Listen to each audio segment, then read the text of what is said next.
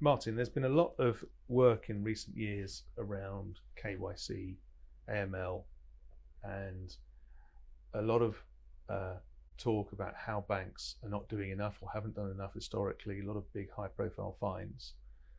With this type of technology, and particularly around blockchain, how does it benefit or hinder banks looking at their AML and KYC compliance processes?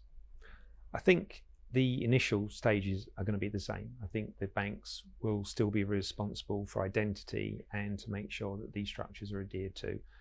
I think the advantages, for example, the FBI said, we would love to have everybody who's stealing any assets to do it on blockchains, because you've got an immutable ledger that's all reconciled, so they can track it through.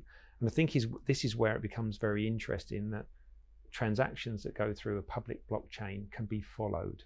The accounts can be followed, and there are a few specialist providers of know your transaction software that can see if coins and tokens end up with bad actors in a year's time, in 5 years' time, in 10 years' time. So I think that's a huge advantage for banks that know that the transactions flowing through their system, that if they do end up in the wrong place, that they can actually identify that and report that in an ongoing situation to the regulatory authorities. And I think that's a great thing to have when regulatory bodies are trying to understand what happens post-trade. So the blockchain databases, the public ones, offer some very big advantages there.